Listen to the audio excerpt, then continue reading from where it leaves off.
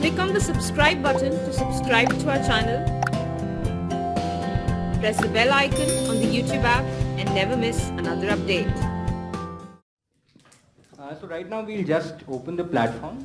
Both me and Pratham will be here. And any particular question that you have for about half an hour session, any particular question that we have, we can take it together. Okay? Okay.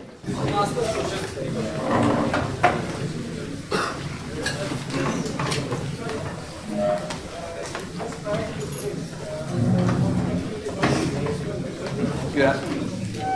अच्छा एक बार specify कर दीजिएगा which of us do you want to answer that will he is very specialized in beliefs, so any question about belief must be like to respond.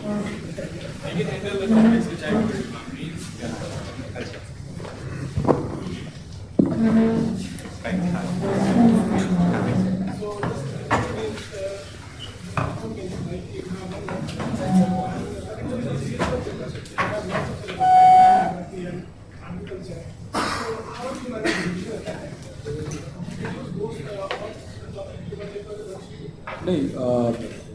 you find out your strength in the paper. So my strength was geography, definitely, because geography was optional. So I got the idea that last 7 questions of paper one I can handle. Okay. And world history and art and culture was my weakness. So what I did was, जो prelims के लिए art and culture का पढ़ा था, वो revise किया. और जो वर्ल्ड हिस्ट्री का 9th और 10th का NCERT बस उतना ही पढ़ा. और I basically relied on them. I thought कि जितना पढ़ लिया है, अगर इतने से I'll be able to answer, then I'll answer the question. अगर मैं इतने से नहीं answer, basically there is a theory called marginal utility in student behavior, right? So it is like कि हम क्या करते हैं कि हमें ना जो 100 में से 80 का आता है, उसको दूसरी बार नहीं पढ़ेंगे. हमें लगता है कि जो 20 का नहीं आता, जो कि इनफैक्ट यूपीएससी एक्सपेक्ट भी नहीं करेगी. फॉर एग्जांपल इस बार क्वेश्चन था समुद्रगुप्त पीरियड का न्यूमिस्मैटिक्स, है ना. So UPSC did not expect you to learn about numismatics of all the ages. Okay. Does not expect you to learn about everything about the Gupta period. No. Basically मुझे उस question के बारे में practically सिर्फ ये पता था कि गुप्ता टाइम पे ट्रेड काफ़ी अच्छा था और ऑब्वियसली ट्रेड अच्छा था तो गोल्ड कॉइन्स पे बस इतना. उससे पहले भी नहीं थे, मतलब उससे पहले कुशाणा के टाइम पे थे, बट उस टाइम पे सबसे ज़्यादा गोल्ड कॉइन्स हमें मिले और उसके बाद हमें नहीं मिले. सिर्फ इतना पता था इस नॉलेज के ऊपर अपने आप को एक्सप्रेस करना ज़्यादा इम्पोर्टेंट. तो जहाँ तक रिविजन की बात है, तो you revise what you have read and have confidence. उतने में अगर आंसर होगा तो वेल एंड गुड, नहीं तो मैं इनोवेट कर लूँगा. 200 वर्ड्स तक लिखना भी जरूरी नहीं है फर्स्ट ऑफ ऑल, ठीक है. और सेकेंडली हर क्वेश्चन का क्रक्स ये जो चीज़ 200 वर्ड्स ये एक ही क्वेश्चन के लिए किया, हर 20 क्वेश्चन के लिए नहीं किया. एक मैं ये वहाँ करने की बात कर रहा हूँ जहाँ पे आप ऑलरेडी लैकिंग है. For example art and culture में बहुत वीक था, तो मैं तो आर्ट एंड कल्चर के 2 क्वेश्चंस को स्किप करने के मतलब माइंडसेट से गया था कि 2 क्वेश्चन नहीं करूँगा. इनफैक्ट एक वर्ल्ड हिस्ट्री का भी नहीं था. I was prepared to answer 17 out of 20 questions GS1 के, क्योंकि वर्ल्ड हिस्ट्री में बहुत ही कम पढ़ा था. बट वर्ल्ड हिस्ट्री का क्वेश्चन आया मलय पेनिनसुला का. आई गॉट टू नो कि किसी को नहीं आता, ये सच है. अगर कोई यहाँ के कह रहा है कि मुझे मलय पेनिनसुला की प्रॉब्लम्स पता थी डिकोलोनाइजेशन की, तो गलत कह रहा है, नहीं पता. तो लेकिन ये पता था कि किसी भी एक नॉर्मल कंट्री में डिकोलोनाइजेशन की क्या प्रॉब्लम्स रही. इंडिया में क्या था, वही कि एजुकेशन नहीं था, पॉवर्टी था, बहुत अच्छा कोई लीडर नहीं मिल पाए थे, गांधी जी एमर्ज. और उसके बाद इसी तरह की प्रॉब्लम्स की ब्रिटेन में, यानी कि जो भी इम्पेरियल पावर है उसने अपने गेम्स के लिए यूज़ किया होगा. तो ऑब्वियसली ये कॉमन प्रॉब्लम्स है डिकोलोनाइजेशन की हर जगह. और ये पता था कि मलय पेनिनसुला कहाँ है, तो उसका डायग्राम बना दिया. तो ये भी क्वेश्चन किसी को नहीं आता था. मैंने बस थोड़ा सा प्लीज इसको लिख और 2 आर्ट एंड कल्चर. तो आपको ये फाइंड आउट करना होगा कि आपका कौन सा पार्ट GS1 की आप बात करें वीक है. तो वीक पार्ट में सोर्सेज को मिनिमाइज करो कि ये पढ़ लूँगा, इतने से हुआ तो वेल एंड गुड. अगर नहीं हुआ तो आई इनोवेट. क्योंकि अगर if you try to answer all the 20 questions to the very best, you can answer the questions to the best of your abilities, but you can, I mean, even rank 1 you'll see he is not the topper in all the 7 papers. any rank 1 will not be the topper in all the 7 papers. Similarly, even if he is a topper, he might not have scored the highest marks in each question. Okay, so there will be his strengths, there will be my strengths, there will be your strengths. So you play on your strengths, try to minimize your weakness, और जो weak है वहाँ पे sources को limit करो, नहीं तो इतना ज़्यादा बढ़ता जाएगा और उसकी भाई marginal utility बहुत ज़्यादा है. कोई फायदा नहीं है कि वर्ल्ड हिस्ट्री की नॉर्मल लॉ पढ़ी जाए कि मोटिव बुक एक क्वेश्चन के लिए. उसकी बजाय if you read Laxmikant one more time you will gain much more in GS to.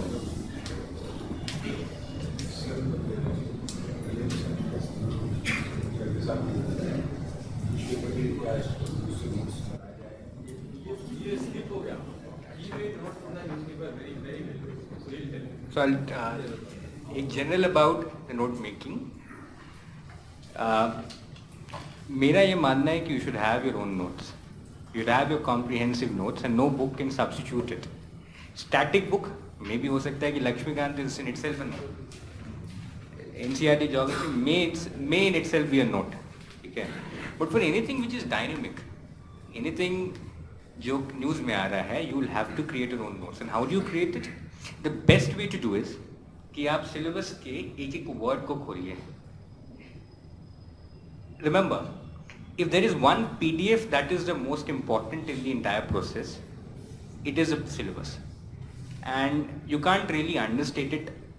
आपको सिलेबस की एक एक वर्ड बहुत important है. सारे क्वेश्चन इस बार जो जीएस के जो भी क्वेश्चन आए हैं have more or less been syllabus से ही आए हैं. So your note making strategy should be कि हर सिलेबस के जो भी पॉइंट है, for example there is a point की रिप्रेजेंटेशन ऑफ पीपल्स एक्ट के ऊपर एक पॉइंट है GS2 में which talks about the election. तो representation of peoples act should be your heading. उसके बेसिस पे my note was in one note format, ठीक है, on digital format. It helps me बहुत कुछ. उसे एडिट करना आसान है, सर्च करना आसान है, लिंक हमेशा किया जा सकता है, हाइपर लिंक बनाया जा सकता है, वगैरह वगैरह वगैरह. तो representation of People's Act should be one heading. Based on this, जो भी इलेक्शन में आ रहा है, चाहे वो विजन मंथली करंट अफेयर्स से आ रहा है, चाहे वो न्यूज़पेपर से आ रहा है, चाहे वो कोई स्टैटिक बुक का पार्ट हो, या फिर वो कोई मेंस टेस्ट सीरीज में कोई क्वेश्चन आया and you find something new, या फिल्म टेस्ट सीरीज में कोई क्वेश्चन आया, you find something new, add that to that portion. Similarly, for each one of the syllabus words, have a dedicated section, have a dedicated column, and add anything and everything that is relevant, but not duplicated to this section. ठीक है? हाँ हाँ. So but sometimes it happens that topics are same topic can be covered under some different GS. Right. So OneNote में क्या होता है? There is a format called hyperlink. Hyperlink means you can यहाँ के notes को वहाँ से जोड़ा जा सकता है. Control+K उसका shortcut है. Someone is doing it manually. How to go? Well, you'll have to create some manual hyperlink. Maybe people use some kind of colored paper or something. I don't know. I use everything digital. So digital में this helps. That is why I say कि if you have not made notes, prefer to make a digital note. It always helps you. And notes making, maybe you should make it more like an answer. You should make it. Don't just write the keywords. Write the whole relevant intent, the relevant points in sentences format. And anything that is important, which is like a keyword, just bold it, just highlight it. It Control B, Control I, you know it all better than me. Sir, since you prepared it on your own, Right. without any help, so sir, No, I took help from men's test series programs and test series programs. Right. So what was your timetable and how did you meet your deadlines and what was your overall strategy? That is where again men's test series is very helpful. Last time I think I was wrong on that platform, on that frontier. This time मैंने क्या किया कि जब mains test series ले रहा था तो vision का एक सिलेबस आता है कि ये चैप्टर ये पोर्शन को कवर करेंगे. माय टारगेट वाज कि जो भी पार्ट टेस्ट में ये सब सिलेबस है उसी वक्त इसको पढ़ लिया जाए अच्छे से, सो दैट पढ़ाई भी हो जाए, टेस्ट सीरीज भी हो जाए एंड ऑर्गेनाइज भी हो जाए. ठीक है? As much as you can, preferably अगर आप पढ़ सकते हैं 24 घंटे तो पढ़ लीजिए. But anyway, on a serious note ऐसा होता है कि like there is an optimum limit. अगर आप 15 घंटे 16 घंटा पढ़ना चाहें, यू रियलाइज कि योर ब्रेन एक्चुअली फेड्स. इससे बचने का 2 तरीका है. इधर आप पढ़िए उतना जो रेलेवेंट है, 10 घंटे 12 घंटे. दूसरा तरीका, pursue a hobby. Hobbies are not meant just for DAF and interview purposes. Hobbies are also meant to entertain you, to keep you motivated, and to help you organize in the entire process. Hobbies, meditation can be a very fruitful exercise. Okay? For option, there are lots of myths, like most of the aspirants geography or sociology, so examiner gets bored. All the students take GS. The examiner doesn't get bored there. All the students write GS. So suppose 4,000 students have prepared geography. So have written geography, but 12,000 have written GS. The examiner must get bored, even more bored there, but it doesn't happen because one examiner gets to check a limited number of copies. नहीं, ऐसा होता है कि geography का अगर 3,000 लोग दे रहे हैं तो सपोज 10 टीचर्स चेक कर रहे होंगे, 6,000 दे रहे हैं तो 20 टीचर्स चेक कर रहे होंगे. ऐसा नहीं है कि ज्योग्राफी के लोग बढ़ जाएंगे तो एक ही टीचर के ऊपर लोड बढ़ जाएगा, ऐसा नहीं है. There are enough teachers.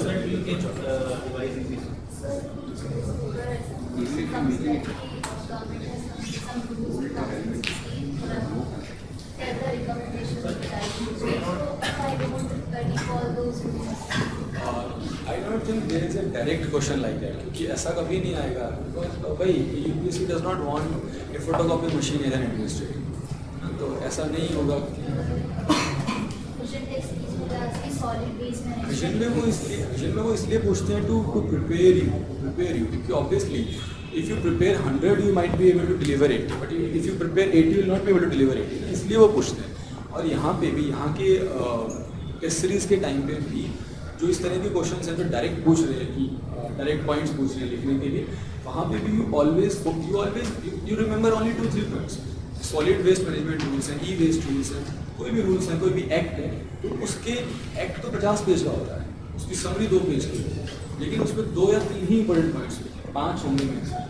ऐसा मैंने सिर्फ जैसे प्रकाश सिंह केस जो पुलिस रिफॉर्म्स का है, उसके 7 पॉइंट याद होने चाहिए. उसमें कोई मतलब लग्जरी नहीं है छोड़ने का.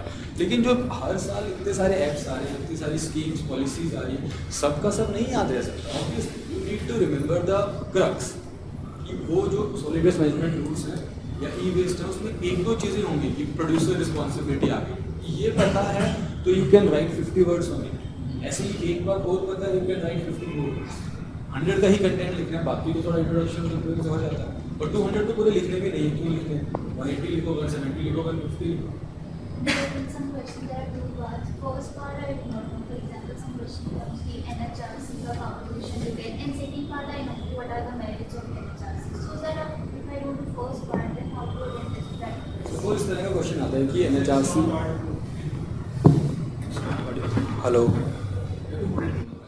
ओके सो इस तरह का क्वेश्चन आता है कि NHRC का कंपोजिशन बताइए क्या है, और there are problems with NHRC की फंक्शनिंग. सो 2 पार्ट्स हो गए कि एक कंपोजिशन पे पूछा है कि कंपोजिशन में क्या प्रॉब्लम्स हैं, एक पूछा है फंक्शनिंग में क्या प्रॉब्लम्स हैं. You do not know the composition, you do not know the problems with composition, and but you no कि फंक्शनिंग में क्या प्रॉब्लम्स हैं, कि रियल पावर नहीं है, खुद का स्टाफ नहीं है, रिकमेंडेटरी पावर्स हैं, और इस तरह की चीज़ें पता है हमें, मान लो. तो यू राइट कि NHRC एक ऐसी स्टार्ट ऐसे कर सकते हैं कि NHRC एक ऐसी बॉडी है जो कि ह्यूमन राइट्स के ऊपर काम करती है. और अगर आपको इतना एटलीस्ट इतना तो पता होगा कि NHRC का जो चेयरपर्सन है वो रिटायर्ड सुप्रीम कोर्ट का जज है, सपोज करो, ये मानिए. तो अगर आपको ये पता है तो ये लिख दीजिए. अगर ये भी नहीं पता है तो you skip the composition part. Okay, you skip it like it was not asked. You just right कि NHRC एक ऐसी बॉडी है जो ये काम कर रही है, और there are problems in its functioning because of these, the solutions are these, और अगर ये इम्प्लीमेंट करेंगे तो सॉल्व हो जाएगा. सिमिलरली इस बार क्वेश्चन था UN एस्केप का क्वेश्चन था. ओके, सो उसमें पूछा था कि व्हाट इज UN एस्केप, और ऐसा ही कुछ था. UN इकोसोक was the question. So UN इकोसोक क्वेश्चन था. उसमें रीजनल काउंसिल्स भी कुछ पूछी थी. I didn't have any idea. I just knew कि UN means United Nations, eco means economic, and SOC means social. इतना ही पता था बस. what will a UN council do if it's named as he told कि नाम से काफ़ी कुछ पता चल रहा है, तो अगर ये पता है कि UN economic and social council है तो क्या काम कर रहा होगा? ऑब्वियसली कि इकोनॉमिक मैटर्स में काम कर रहा होगा और सोशल मैटर्स में काम कर रहा होगा। 3 इकोनॉमिक मैटर्स लिखे और 3 सोशल मैटर्स लिखे, बट इट इज़ नॉट ये थंब रूल नहीं है। ऐसा नहीं है कि हर क्वेश्चन में ये करना है, ये उन क्वेश्चन में करना है जो तुमने पूछा कि जहाँ पता ही नहीं है।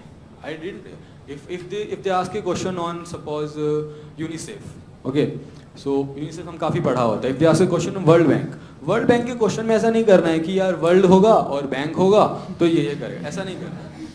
तो ये वहाँ करना है जहाँ you do not know anything, because one thing that is a key to my success is I attempted all the 1750 marks for mains, ठीक है।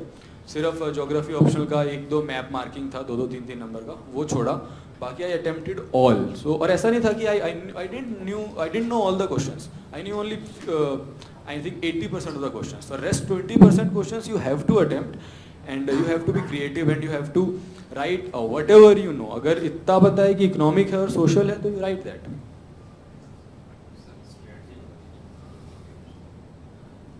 ऑप्शनल का तो काफ़ी वास्ट रहेगा स्ट्रेटजी ऐसे।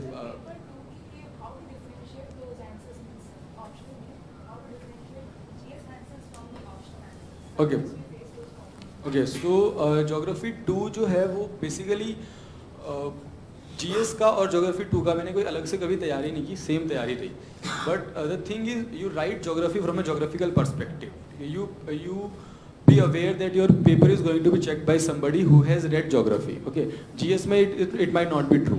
सो उसमें क्या करना होगा कि जो भी जैसे ज्योग्राफी के अंदर हम यूएन पॉपुलेशन डिवीजन वगैरह सब पढ़ते रहते हैं, तो 1-2 चीज़ वहाँ लिख दिया, रेफरेंस दे दिया कि you do not know what census 2011 has talked about population, ठीक है, but you know that census 2011 has talked something about population. So whatever you are writing give a reference कि ये सेंसस 2011 ने बोला है और बोला होगा, मतलब इतना बड़ा रिपोर्ट है, डेफिनेटली बोला होगा।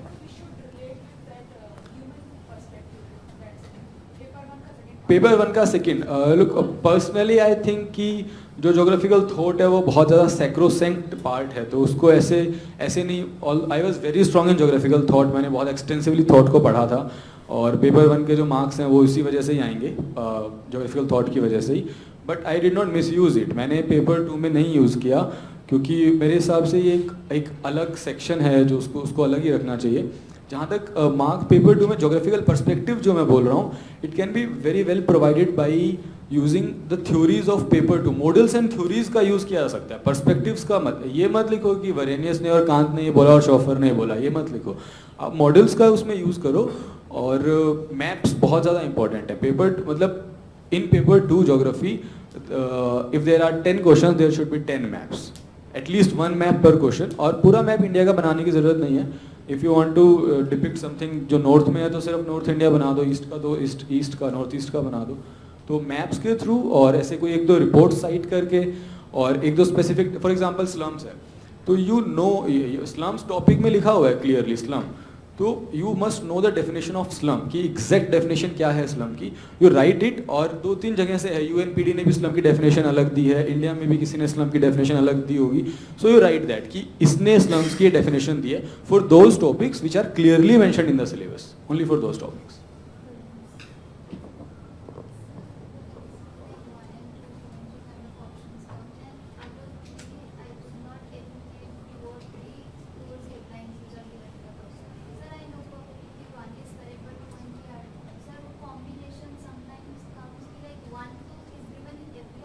It won't be given in every option. UPSC loophole रखता है, believe me. There are loopholes in every question. It's you to extract it. But suppose रहता है, then this doesn't help really. हाँ. Then you can't help. अगर बाकी option ऐसे है नहीं then. But believe me, UPSC के हर क्वेश्चन में loophole रहता है, ठीक है? There are vulnerabilities. There are issues where you can play with UPSC and इस चीज़ को आप exploit कर सकते हैं।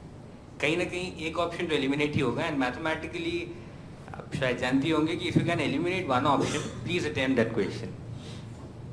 It won't hold for everyone. This is an expected value कि उसका मीन पॉजिटिव आएगा, ठीक है। And for that you have to really work out what works best for you, whether 90-95 question works best for you, which I think should I think should. This would be my strategy. But you will have to really work it out. So how to Lakshman for products like at this stage? Right. For like 15-20 days, Huh. how to craft that? Read the important chapters. The important chapters are all from the fundamental rights, the chapter on parliament, the chapter on panchayat, etc. Directive principles, articles especially.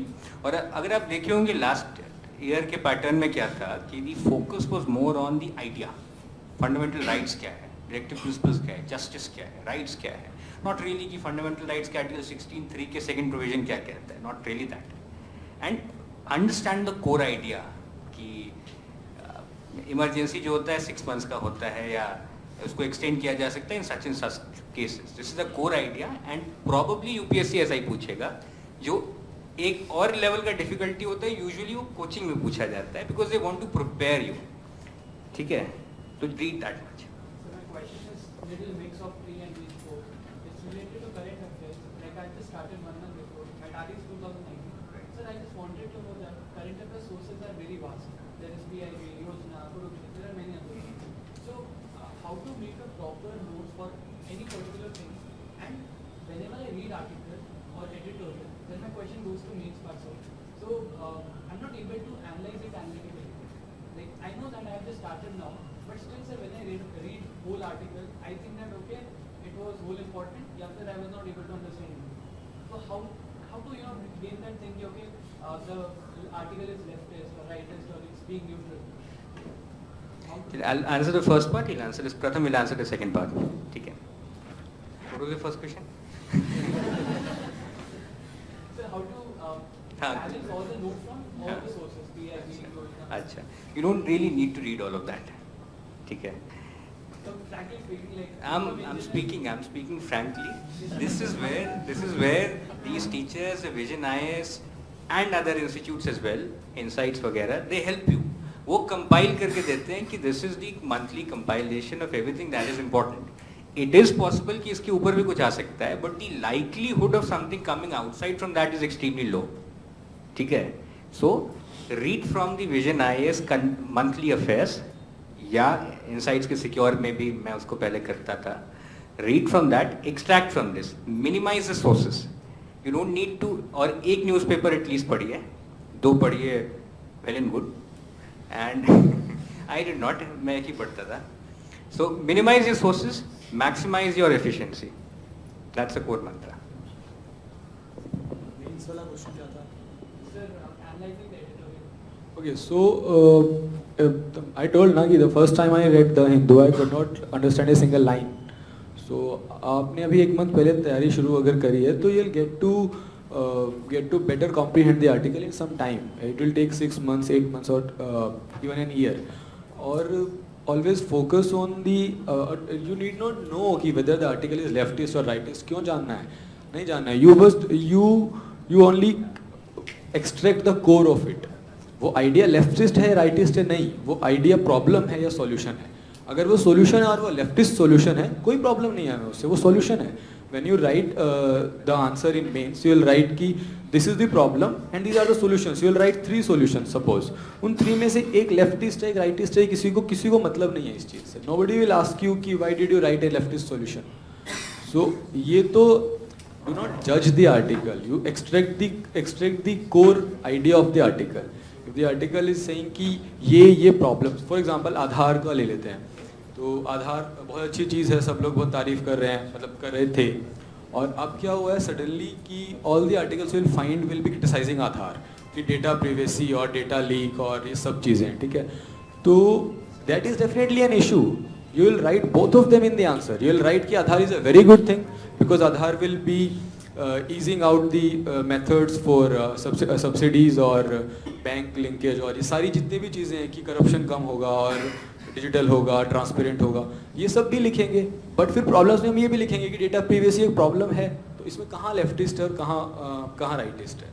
और अगर जहाँ तक जो मैं कह रहा हूँ कि पूरा आर्टिकल ये एक बहुत बड़ा प्रॉब्लम रहता है जनरली कि जब हम एक आर्टिकल पढ़ते हैं पूरा तो वो इतना अच्छा लगता है. इट सीम्स कि UPSC will directly ask a question from this article and I will write all that और I will score good marks. But ऐसा कभी होता नहीं है. तो eventually in 4-5 months 6 months of reading a newspaper you will see that कुछ ही articles ऐसे होंगे, बहुत रेयरली 5 दिन में कोई एक ऐसा आर्टिकल आएगा जो पूरा शायद रखना पड़े। अदरवाइज डेली के न्यूज़पेपर्स में से तो यू कैन एक्सट्रैक्ट 2-3 पॉइंट्स। एक पूरे आर्टिकल, आधार का डेटा प्रिवेसी का पूरा आर्टिकल है, उसमें से अगर मान लो डेटा प्रिवेसी पे पूरा आर्टिकल आया हुआ है, एक चीज़ ये निकालो कि आधार से डेटा प्रिवेसी की प्रॉब्लम जनरेट होती है। पहला लाइन आ गया। दूसरा, उसने कोई ना कोई एग्जांपल दिया होगा कि XYZ जगह पे ऐसा हुआ, वो एग्जांपल लिख लो। बस दो बातें। उसने बहुत फ्लारी लैंग्वेज यूज़ करके वो आर्टिकल लिखा होगा, उस आदमी ने वो आर्टिकल बहुत रिसर्च करके लिखा है, तो वो इतना ज़्यादा डिटेल्ड और इतना ज़्यादा एक्सप्रेसिव होता है कि वो पूरा हम कभी आंसर में यूज़ ही नहीं कर सकते। 1 or 2 lines from the article. So हर आर्टिकल को try to write 3, 4, 5 bullet points from the article at max. 5 or maximum in fact. You take a one thing कि Aadhaar data privacy, enough, more than enough. और जहाँ तक current affairs वाली जो बात है, मेंस 365 आता है, वो मेंस के लिए सारा कुछ, मतलब GS2 और GS3 के लिए तो यार वो बाइबल है, सारा कुछ कवर करता है। कभी ऐसा नहीं होगा कि डायरेक्ट क्वेश्चन उठ के आ रहा है कि UPSC का जो एग्जाम जिसने सेट किया उसने विजन की बुकलेट हाथ में ले रखी थी और उससे क्वेश्चन लिख दिया, ऐसा कभी नहीं होगा। बट जो भी क्वेश्चन लिखा जाएगा उसका आंसर किया जा सकता है by the knowledge you gain from the monthly booklets और न्यूज़पेपर। डेफिनेटली दोनों कॉम्प्लीमेंट्री हैं एक दूसरे के लिए। सर 2019 के लिए तैयारी कर रहा हूँ, तो फर्स्ट ऑफ में स्टार्टिंग करनी है, वो न्यूज़पेपर प्लस NCERT एक पढ़ना है, इसके अलावा बिल्कुल। The first day you start to prepare should be with the Hindu मेरे अकॉर्डिंग, और after the Hindu you must shift to NCERTs, क्योंकि मैंने यार NCERTs को आई रेड ऑलमोस्ट 6-7 टाइम्स और even maybe more over the course of 2-3 years। इससे भी ज़्यादा रीडिंग क्या पता लगा दी हूँ। तो NCERTs डेफिनेटली क्रक्स हैं। हाँ नहीं, जैसे Laxmikant is as good as NCERT। I mean NCERT means कि पॉलिटी के NCERTs do not contain much stuff, तो ऐसा है कि थोड़ा सा आइडिया मिलेगा, बट लक्ष्मीकांत पे इवेंचुअली जाना पड़ेगा। हिस्ट्री के लिए स्पेक्ट्रम पे या फिर और जो भी विपिन चंद्रा पे, इन सब पे जाना पड़ेगा, बट NCERTs के बाद डेफिनेटली।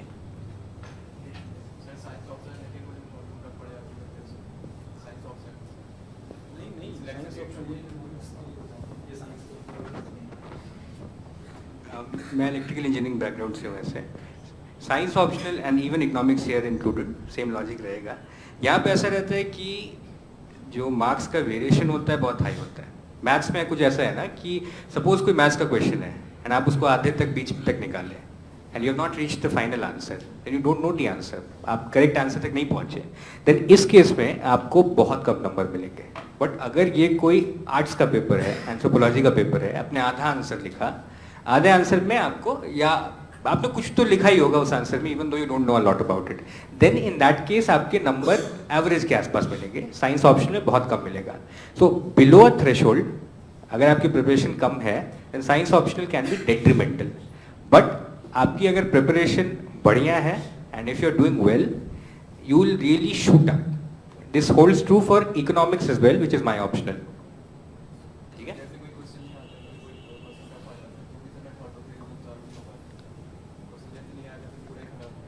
आप जीएस का बात कर रहे हैं, साइंस ऑप्शनल, हाँ उस केस में तो यही होगा एब्सोल्युटली। बट अगर आपको पता है, देन इस क्वेश्चन में मोस्ट लाइकली ज़्यादातर लोगों को नहीं पता होगा, because this is a difficult question and in this case you will really outshine others. So one thumb rule can be कि अगर आपका GS you feel it is strong, then probably a paper like arts would be better. But if you feel कि आपका GS उतना strong नहीं है, then science optional can work better for you, because उसके जरिए आप you can jump very high and you can be in the rank list. इस बार भी रैंक लिस्ट में बहुत सारे लोग मैथमेटिक्स से हैं, 7-8 लोग मैथमेटिक्स से हैं, 7-8 लोग हैं, and that is the reason. उनके जीएस में बहुत ज्यादा नंबर नहीं है, बट मैथमेटिक्स नंबर बहुत ऊपर उठ जाता है। सब बढ़िया ऑप्शनल रहता है, इट्स अप टू यू कि आप कितना पढ़ते हैं। हर कोई से रैंकर निकलते हैं। इस बार फिजिक्स से टॉप 20-25 में कोई हैं। So many times we have heard that okay, if you have to select any optional, then you should know your interest. Like I'm from computer science, Yeah, right. I don't have any interest. But frankly, like I was working like from last 6 months, so I was much into coding part and software. But now when I came here, like I want to opt for an option, but I don't want to go for engineering because it's not an option for me. Then science also I can't go. I don't want to go. So how should I know about my interest? I mean, for history, geography, politics, it will be the same for me. The most biased criteria is the one of syllabus. Go to the syllabus of all the options. Will you know about it? What's the comfortable? Sir, I saw the syllabus and I saw the previous year papers also. I'm not able to exactly understand. I'll give you a thumb rule. ठीक है? If you feel your thumb rule means general rule which does not hold for all. ठीक है? But it will hold for most people. If you feel you're analytical, if you feel कि you think logically, then even in arts paper, subject like economics, I think anthropology, ये उस category में fall करते हैं. Geography भी fall करते हैं. Yeah, then I can't help you right now because I don't know the minute details between the two. ठीक है? Some other toppers will be able to answer that better. You can if you want to. ऐसे में definitely सब मैंने तो use सब headings use किया है बिकॉज बट सब headings should not be I have seen people write economic angle underline so why don't do that economic angle geographical angle, historical angle, cultural angle, you do not do that. You just write जैसे सब heading अगर आपको use करना है तो जैसे new woman वाले ऐसे में मैं बताता हूँ आई रोट इंस्पिरेशंस अंडरलाइन और फिर मैंने उसमें बहुत सारे लोगों के एग्जाम्पल दिए अलग अलग वॉक्स ऑफ लाइफ से तो आई did not right examples I wrote inspirations word change हुआ है बस बात वही है बट ज़्यादा कैची लग रहा है ऑब्वियसली तो सब हेडिंग्स यूज करो बट थोड़ा डिफरेंट से तरीके से एटलस अपने साथ रखो हमेशा मैप बनाओ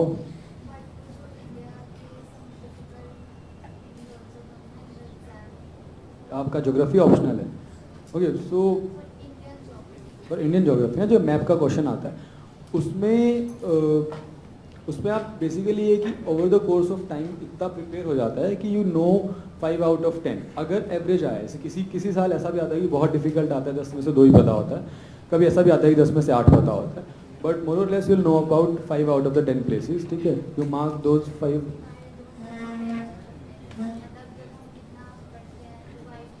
इतना नहीं पढ़ते हैं हम किसने कहा इतना पढ़ते हैं भाई ज्योग्राफी कितना पढ़ा है ज्योग्राफी 3 महीना ज्योग्राफी में पीएचडी करे हुए लोग भी तो बैठे हैं इतना नहीं पढ़ते हैं हम इतना सा ज्योग्राफी पढ़ते हैं और सोचते हैं कि हम ज्योग्राफर्स बन गए ऐसा नहीं है हम नहीं पढ़ते हैं इतना हमें 5 ही पता होगा you mark those 5 correctly you will gate 10 out of 20 और बचे हुए 5 में से कोई कभी सुना हुआ है in fact I marked one wrong जैसे इस बार थुम्बा आया था तो Thumba I got confuse with Tarapur पहला क्वेश्चन था थुम्बा और मेरा ज्योग्राफी पेपर 2 में मैंने पहला ही लाइन गलत लिखी उसमें Thumba I got confuse with Tarapur और मैंने लिखा कि एटॉमिक पावर स्टेशन है महाराष्ट्र का थुम्बा को ठीक है और डेफिनेटली वो बहुत गलत था बट बाकी शायद मेरे 5 या 6 सही थे उसमें तो इफ यू हिट बिकॉज देखो कोई भी नॉर्मल आंसर लिखोगे तो 20 में से will get 12 if you right good okay so अगर तुम 6 मैप बना पा रहे हो तो यू तुमने वो कर लिया है 6 अगर अटेम्प्ट कर पा रहे हो तो इट इज़ गुड बाकी प्रैक्टिस ऑब्वियसली होती रहती है यूट्यूब पे वीडियोस अवेलेबल है कोई चैनल है जो मैप मार्किंग की प्रैक्टिस कराते हैं प्रीवियस ईयर कुछ उठाए जा सकते हैं yes somebody from there asked Sir, 2 questions. One regarding answer writing in GS. So, how to write a good answer? So, as I said that it's important to outshine others. So, how do I frame my answer in such a way that I do not risk my answer to become very general or very technical? Because I've also heard that writing very technical in GS might also be detrimental. And also, how different is the strategy for optional answer? Basically strategy दोनों के लिए same ही रहेगा कि you need to put in what you know but जैसे generally it has been observe कि जो पबेड ऑप्शनल या पॉल साइंस ऑप्शनल वाले स्टूडेंट्स हैं they perform poorly in paper 2 rather than जो लोग जिनका ऑप्शनल नहीं है वो डेफिनेटली इसीलिए होता है क्योंकि वो बहुत ज़्यादा टेक्निकल हो जाते हैं तो उसको कंट्रोल करने का यही तरीका है कि यू राइट टेस्ट सीरीज और जैसे अभिजीत सेड कि you will get to know your solutions to your specific problems by writing test series. तो आप टेस्ट सीरीज लिखेंगे और आपके उसमें बहुत ज़्यादा टेक्निकल आंसर्स हैं तो somebody will point it out कि you are going too technical, right? और अगर आप बहुत जेनेरिक लिखेंगे बट in my opinion ऐसा करना चाहिए कि obviously दोनों का एक मिक्स चाहिए तो it should be towards generic, not towards technical. अगर आपका आप मिक्स कर रहे हैं, तो it is better to be more generic than to be more technical. So just one question. So I'm from law background. So I was just going through the past year GS2 papers, and there were certain papers. So there was a friend of mine who cracked UPSC that year. So he was just asking me, what will you write in this and this? So there was one question regarding something related to cooperative federalism. I don't remember which paper, but in that I cited a few cases. So he said that, okay, you are wrong at very Definitely you are wrong. So I got really, I flipped because I know how to write answers only by citing cases and No, being very that analytical. you should definitely. In law 3 साल आपने या 5 साल law पढ़ा होगा, तो उसमें cases site करेंगे, यहाँ मार्क्स मिलते ही नहीं है लॉ में. Many of my friends are pursuing law. लेकिन द पॉइंट इज कि you look somebody's answers who is not a law optional graduate, okay? You look for 2-3. देखो टॉपर्स की आंसर शीट्स, ऑल्दो मैंने नहीं लिखे हैं, but I have been benefited so much. मैंने toppers की आंसर शीट्स से काफ़ी ज़्यादा फायदा हुआ है. यू सी कि वो लोग कैसा लिख रहे हैं, तो यू विल सी कि कॉपरेटिव फेडरलिज्म में केस साइट करना इज सुसाइडल. बिकॉज जो मैं अगर आपकी कॉपी चेक कर रहा हूँ और मुझे वो केस नहीं पता, तो I will not give you marks. और How to strike this balance? That's my question. How to strike a balance? Because do not- My answer is also different from the rest. And do not fill your gap of your content through cases. मैं ये कहूँगा cooperative federalism के बारे में आपको पता है, आपको उसकी क्या चल रहा है इस टाइम पे, नीति आयोग या जीएसटी काउंसिल, ये सब चीज़ें जो एग्जांपल्स हैं वो पता है आपको. कोऑपरेटिव फेडरलिज्म से होने वाला फ़ायदा पता है, और उसके 1-2 एग्जांपल्स इस तरह के पता हैं कि किस तरह से स्टेट और सेंटर का, अगर स्टेट्स का और सेंटर का बहुत ज़्यादा कोई कॉपरेशन अगर रहता है, तो ट्रेड में कैसे फ़ायदा होगा, और डिफेंस में कैसे फ़ायदा होगा, मैन्युफैक्चरिंग में कैसे फ़ायदा, ये सब बातें. और उसका थोड़ा सा पॉलिटिकल एंगल डेफिनेटली, जो कि मैंने कहा कि जीएसटी और ये सब चीज़. तो ये लिखो. क्यों इसमें केस क्यों लिखना है? केस वहीं लिखना है जहाँ पे स्पेसिफिकली पूछा गया हो. For example Coelho case was asked last year, right? Coelho case was asked last year, तो वहाँ आपको लिखना पड़ेगा कोयलो केस. और बेसिकली ना, I will tell you what to do. you meet somebody who is not from law or pol science or pub ed optional, ठीक है? उसको ये पूछो कि उसको कौन कौन से केसेस याद है. For example I will tell you, मेरे को केशवानंद भारती का नाम पता है, मेरे को मिनर्वा मिल्स का नाम पता है, मेरे को और बोम्बई केस का नाम पता है, ठीक है? अब कोयलो का नाम पता चल गया जब पेपर में आया तब. तो basically there are only 7, 8, 10 cases at max जो पता है. Use them only. इसके सिवाय कोई भी केस नहीं लिखना है. ये थंब रूल फॉलो किया जा सकता है. Sir, could you briefly tell sir how to get for geography options? Just briefly. Geography optional के अंदर यार देखो, पहले सबसे पहला काम है आइडेंटिफाई करो कि वेदर यू आर स्ट्रॉन्ग और whether you like human geography और फिजिकल ज्योग्राफी, ठीक है? तो मैं बहुत स्ट्रॉन्ग था फिजिकल ज्योग्राफी में, बट मुझे ये भी पता था कि काफ़ी अनकन्वेंशनल पेपर आ रहा है फिजिकल ज्योग्राफी का, तो I would not be able to score good marks in that. तो मैंने अपना फोकस शिफ्ट किया ह्यूमन ज्योग्राफी के ऊपर, और कि ह्यूमन ज्योग्राफी के 5 क्वेश्चन अटैम्प्ट करने हैं, तो 3 ह्यूमन से करूँगा और 2 फिजिकल से करूँगा, राइट? तो पहले ही आइडेंटिफाई कर लिया. उसके बाद you must have a good source, जो कंटेंट होना चाहिए. तो हिमांशु सर का मैंने 500+ अटेंड किया हुआ है, तो his content is very good, जो काफ़ी सारे क्वेश्चंस के थ्रू वो कवर कराते हैं. तो वहाँ से मेरा कंटेंट का सोर्स रहा है. बाकी जहाँ टेस्ट सीरीज, देखो बेसिकली अभिजीत टोल्ड कि टेस्ट सीरीज जो होगी ना, मेंस की हो चाहे प्री की हो, वो सिर्फ टेस्ट ऑफ नॉलेज नहीं होता है, वो सोर्स ऑफ नॉलेज भी होता है ना? तो वो do not take the test series as a testing mechanism, take it as something which you can learn from. तो टेस्ट के थ्रू, ज्योग्राफी के इतने सारे विजन के टेस्ट होते हैं, 10 टेस्ट होते हैं विजन के ज्योग्राफी के. और भी जहाँ मार्केट में जाओ, इतना सारा टेस्ट सीरीज का मटेरियल मिलेगा ज्योग्राफी का. मैं ये नहीं कह रहा सब उठा लो, बट एटलीस्ट सब पढ़ लो और एक कोई टेस्ट सीरीज लगा लो.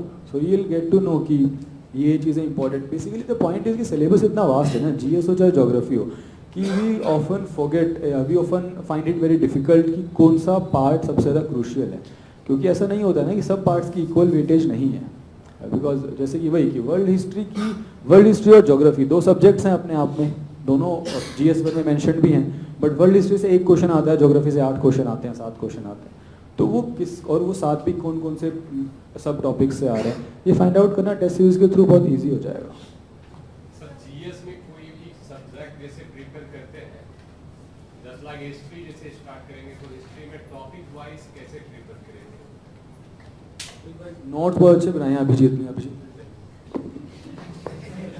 एक बार क्वेश्चन फिर से बताइएगा। सर हाँ जीएस में जैसे हिस्ट्री एंशिएंट मिडाइवल मॉडर्न हाँ। हिस्ट्री में कोई भी टॉपिक वाइज अगर प्रिपेयर करेंगे हाँ तो कैसे प्रिपेयर करेंगे उसको?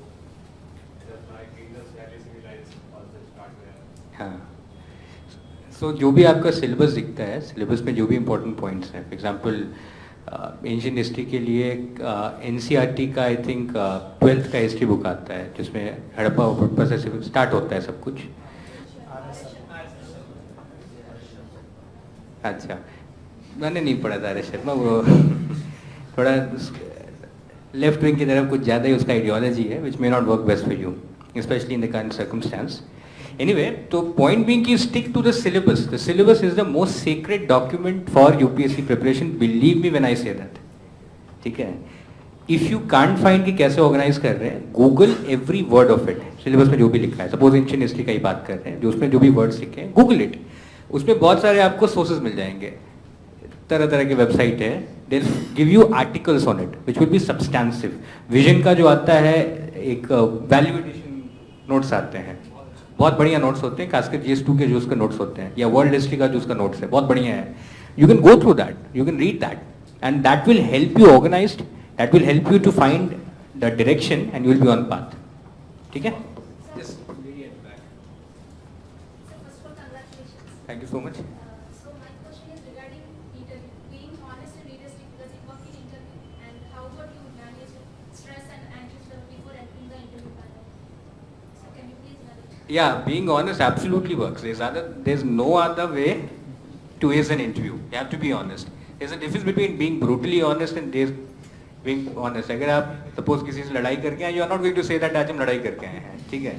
So that is different. As far as the stress is considered, meditation really helps. That was my hobby as well.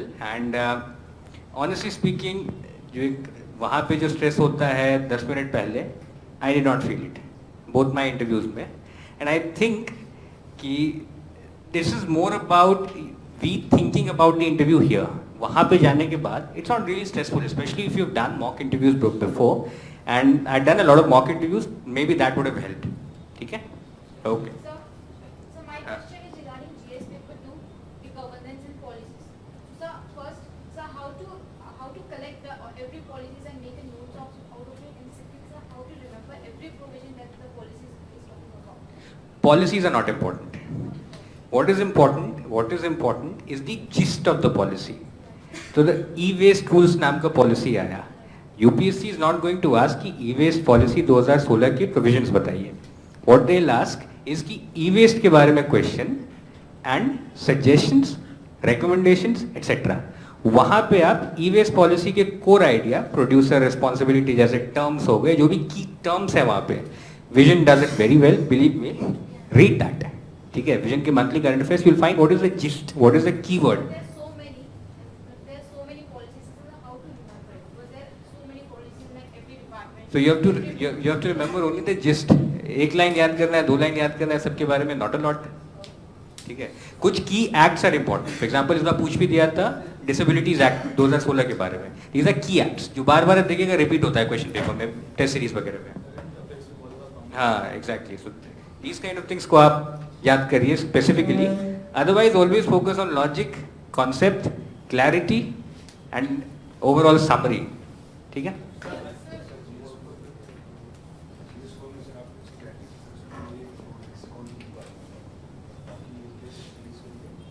Case studies के लिए टोल्ड ना कि विजन के 4 पेपर आते हैं, हर पेपर में 7 केस स्टडी हैं, you'll get 28 केस स्टडीज. सो वहाँ से एक आइडिया मिल जाएगा, but you have to be innovative. लिखना खुद ही पड़ेगा. There is no point preparing 500 case studies, 300 case studies. वो खुद ही लिखना पड़ेगा, but you will get an idea from those 4 papers कि मॉडल आंसर्स कैसे हैं वहाँ पे. और एक जैसे लेक्सिकन के भी एंड में बेसिकली कुछ क्वेश्चंस हैं, केस स्टडीज़ हैं लेक्सिकन में भी, वहाँ से भी यू गेट क्वेश्चंस और उनके ऊपर सोचना खुद है कि मैं इसमें किस तरह से लिखूँगा. और जो विजन की टेस्ट सीरीज़ है वहाँ पे जो भी है, कोई भी टेस्ट सीरीज जो भी आपने ज्वाइन करी है, वहाँ से आपको जो भी फीडबैक मिल रही है उनके स्टडीज़ के ऊपर, उनके ऊपर काम करना है. बट ओवरऑल पॉइंट ये रखना है कि आपका एक्सप्रेशन अच्छा हो, आप क्लियरली अपनी बात बता पाएँ, आप एग्जामिनर को ब्लफ करने की कोशिश ना करें.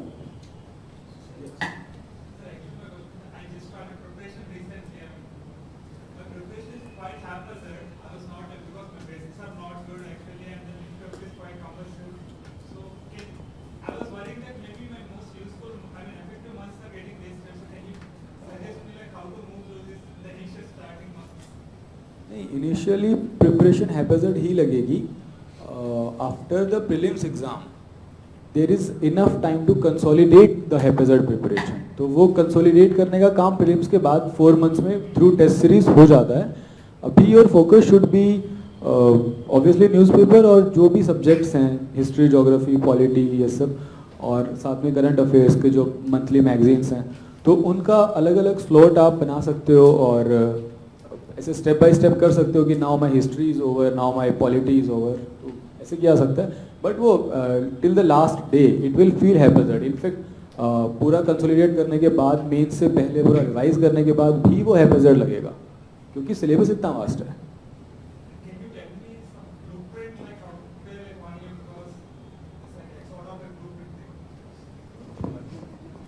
So when I started, I read everything like a novel. ठीक है, I did not focus more on कि notes क्या है, ये क्या है, वो क्या है. Read the NCERTs etc. like a novel. Just get the gist, get the summary, get the understanding, the overall message, and this is the most crucial part.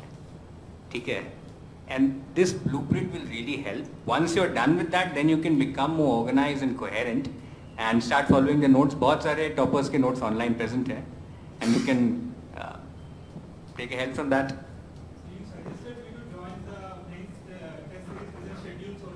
Right. It will be starting around like 3 months probably. हाँ. So will it be effective?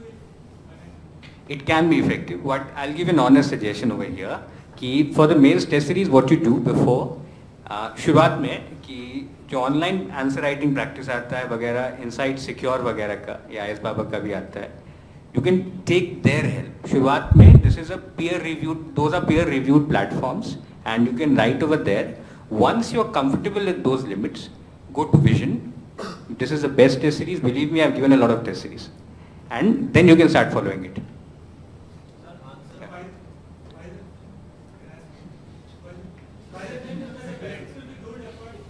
Just tell again. Yeah. No, the main reason is कि probably suppose आप start में देंगे, then आपको ऐसा लगेगा कि you are not able to answer correctly. हाँ, it can happen. And it can demotivate you. That happens. ठीक है. That is why I was saying कि first you should read the answers of others, and that is where those platforms help.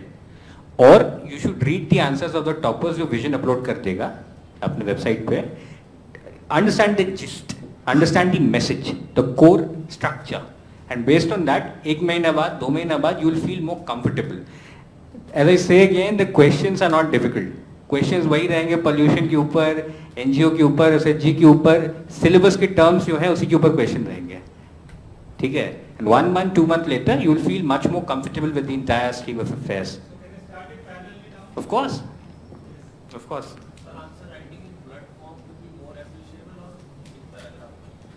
Preferably a mixture of both. Preferably a mixture of both. The core जो question रहता है कि 3-4 part है, सबके part को answer करिए point bullets में. But the movement between the paragraphs, the movement between the section should be in the paragraph format. The introduction, the conclusion should be in the paragraph format, and it should summarize everything while giving suggestions. ठीक है? Possible. That depends on person to person. और फर्क पड़ सकता है, but I think ऐसा कुछ होता नहीं है. हाँ, इंटरव्यू का medium can be anything. Does not depend on mains का medium.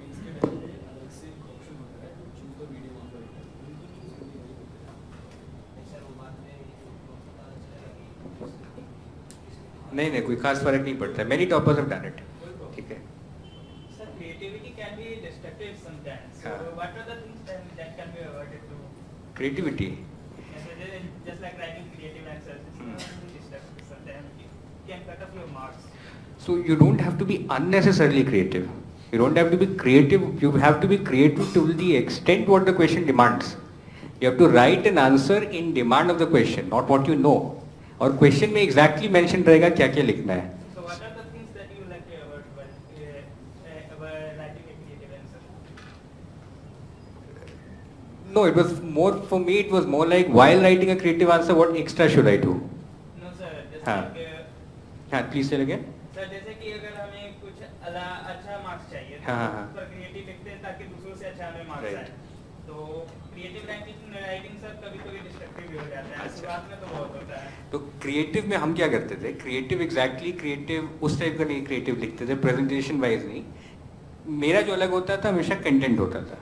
Content as in the diversity of points, example, data, facts. And एक क्वेश्चन जो केस स्टडी के ऊपर था, जो आपने पूछा था केसेस के ऊपर, मैं केसेस को साइड करता था हमेशा जितना मुझे पता था. ठीक है, लेकिन of course I don't belong to law optional, so मुझे बहुत ज़्यादा केसेस नहीं पता थे. मुझे कुछ और मान लीजिए 10 नहीं तो 20 पता होंगे, 25 पता होंगे, जो इंपॉर्टेंट है उसको साइड करता था. ठीक है, तो till that extent you have to be creative. बाकी everybody has their own strategy. The more the merrier. जितना ज़्यादा उतना बढ़िया. स्टार्ट कर दीजिए अभी से. हाँ, और सर अगर 3 साल बाद लेना होगा तो कब स्टार्ट करें? अभी अब 10th में है. 12th पास किया 3 साल है. अच्छा, तो देन करंट अफेयर्स के मैसेज को समझिए क्या हो रहा है. नॉट एग्जैक्टली कि right to person with disabilities act के प्रोविजंस क्या है. देन फोकस ऑन कि पर्सन विद डिसेबिलिटीज के लिए गवर्नमेंट एक एक्ट ला रही है. फोकस ऑन कि एनजीओ के लिए सरकार ये काम कर रही है, एनजीओ का ये इशू चल रहा है. Just read that, understand the gist, but it is better for you to focus on the static part more. ठीक है. सर आपने बोला कि मतलब सब बोलते हैं कि सब पॉइंट्स बहुत कंसाइज होने चाहिए, मतलब जो भी आप पढ़े बहुत छोटे में निकालें. बट एज अ बिगनर तो नहीं, बट मैं आफ्टर 10th मैंने स्टार्ट कर दी थी प्रिपरेशन. तो मुझे That's नोट्स so nice. बनाने में मुझे लगता है कि ये भी इम्पोर्टेंट, ये मैं बाद में भूल जाऊँगी, 2 साल बाद भूल जाऊँगी. तो मतलब उस चीज़ से मैं डील नहीं कर पाती हूँ कि मेरे नोट्स वगैरह कैसे. मतलब सर ने बोला था कि उसे कंसाइज करें. अच्छा, तो इसके लिए इट इज़ इम्पॉर्टेंट कि आप रिवाइज करते रहिए. ठीक है, that is where again test series वगैरह ये सब जो होते हैं, this are important. See I am telling test series does not mean कि Vision people have told me कि टेस्ट सीरीज यहाँ बोलना है. बिलीव ऐसा कुछ भी नहीं है. I am saying that because otherwise मेरा the only source of preparation was I have prepared everything by myself, and test series was important for me to assess myself, to keep myself on track. And test series would help you to ensure कि आप revise करते रहें and ये सब off track ना हो. ठीक है. सर आपने कभी मतलब आप सब जो टॉपर्स होते हैं वो पूछना मतलब बोलते हैं कि हमें नहीं पता था कि हमारी इतनी अच्छी रैंक है, क्या मतलब आपने पढ़ते टाइम भी ऐसा कभी नहीं लगा था आपको कि आपकी 50 के अंदर या 10 के अंदर रैंक आई? जब हम पढ़ाई शुरू करते हैं ना तो हमें लगता है कि IAS बनना है, और जैसे जैसे पेपर पास आता है ना वैसे वैसे ये लगता है कि भगवान प्लीज़ बस लिस्ट में नाम आ जाए. ठीक है, और ये एकदम ये इट इज़ ट्रुथ कि except for a few people who are very brilliant and I am not among them, उनके सिवा मुझे नहीं लगता कि किसी को ये पता होता है कि आपकी इतनी अच्छी रैंक आएगी. आपको ये पता होता है कि यू हैव डिड वेल, ये पता होता है, लेकिन ये नहीं पता होता कि बाकी लोगों ने कैसा किया है, बाकी लोगों ने आपसे कितना अच्छा किया है.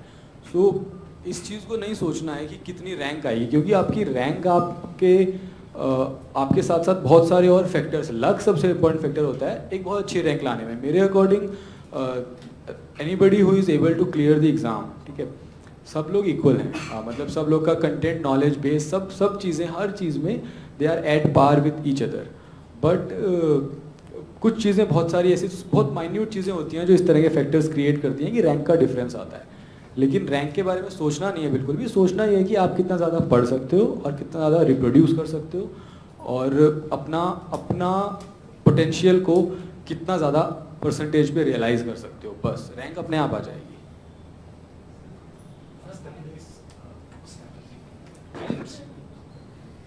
Give a test paper every day. ठीक है, एंड जहाँ भी आपको कोई क्वेश्चन सही गलत या कोई एलाबोरेट डिस्कशन वहाँ पे रहता है सारे क्वेश्चंस के, note it down. Start making a notes of these mistakes that you make, the new things that you learn, and उसको अपने नोट्स में डालते चाहिए. स्पेशली वो प्रीलिम्स अलग से एक नोट्स बना लीजिए वहाँ के लिए. एक चीज़ और करिए कि लास्ट 30 डेज में कुछ बुक्स इंपॉर्टेंट है लक्ष्मीकांत इंपॉर्टेंट हो जाता है, शंकर IAS का एनवायरनमेंट का नोट्स इंपॉर्टेंट हो जाता है, Nitin Singhania art and culture important हो जाता है, और क्या होता है, ज्योग्राफी का वो इंपॉर्टेंट हो जाता है. बाकी हाँ ऑफ कोर्स जो करंट अफेयर्स के इंपॉर्टेंट हो जाता है. उसके अलावा जो इंपॉर्टेंट चीज़ है, एक विजन का PT 365 का आता है, वो बहुत इंपॉर्टेंट है, specially for government schemes, specially for science and tech. Science and tech में सब कुछ डिटेल में मत पढ़ती रहेगी कि ये रॉकेट का इतना नाम है, ये है, वो है. Understand the gist. That's what I'm telling again and again. For prelims, mains, interview, the most important thing is the gist, the understanding, the logic, the concept. And based on this, you can do everything. And what is important is कि आप कुछ ये रहते हैं, committees के नाम होते हैं, बॉडीज़ के नाम होते हैं, उसको एक आध दिन में लास्ट में याद कर लीजिए. ग्लोबल जेंडर गैप रिपोर्ट ऐसे करके रिपोर्ट आते हैं, उसका समरी लिस्ट मिल जाएगा आपको, टेबल मिल जाएगा. And what is important is ये सब जो इम्पोर्टेंट होते हैं, हिल्स, माउंटेन्स, इंडिया के, वर्ल्ड के मैप देख लीजिए, south east Asia, middle east, ये सब जो इम्पोर्टेंट रीजन्स होते हैं, just go through that. And for last 30 days this should be your priority. No, I did not. It can be deduced by logic again, ठीक है, and they have vulnerabilities again. हाँ, see, the more the merrier. It's always true. But the question is whether the cost to benefit is important or is there or not. And I think ये सब करने का cost to benefit बिल्कुल भी adverse, बिल्कुल भी beneficial नहीं है. Understand the thing, core idea को समझिए, उसके basis पे deduce किया जा सकता है, as I told various methods. ठीक है? जैसे हम NCERT पढ़ना स्टार्ट करते हैं, जब हम पॉलिटी पढ़ते हैं, पॉलिटी ऐसे 6 की बड़ी 7 की बड़ी जब मन करता है इसको पूरा ही खत्म कर दें. हाँ. तो पहले मतलब पूरा जैसे 12th तक उसको खत्म कर लेते, उसके बाद हिस्ट्री करें, ऐसे करें, या फिर बीच में जैसे 10th तक पढ़ लिया, फिर हिस्ट्री की 10th तक पढ़ लिया, ऐसे करके कॉम्बिनेशन. हिस्ट्री को खत्म कर लीजिए, फिर सिविक्स पे चले जाइए, ऐसे कर लीजिए. 12th तक पहले हिस्ट्री हाँ. खत्म कर लीजिए, फिर पॉलिटी. उससे अंडरस्टैंडिंग आपको बेटर आ जाएगा.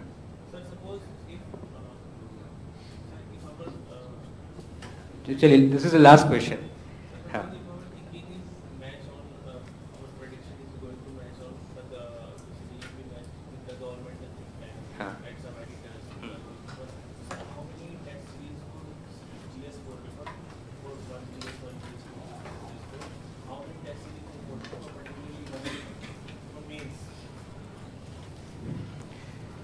See, for mains, I think one would do. One means one what? One question paper? No, more than that. The more the merrier again. जितना ज़्यादा उतना बढ़िया. ठीक है. But आपको अब देखना होगा कि given your time, given your effort, given your financial जो भी है, based on this आप कितना afford कर पा रहे हैं. ठीक है? अच्छा, okay, fine.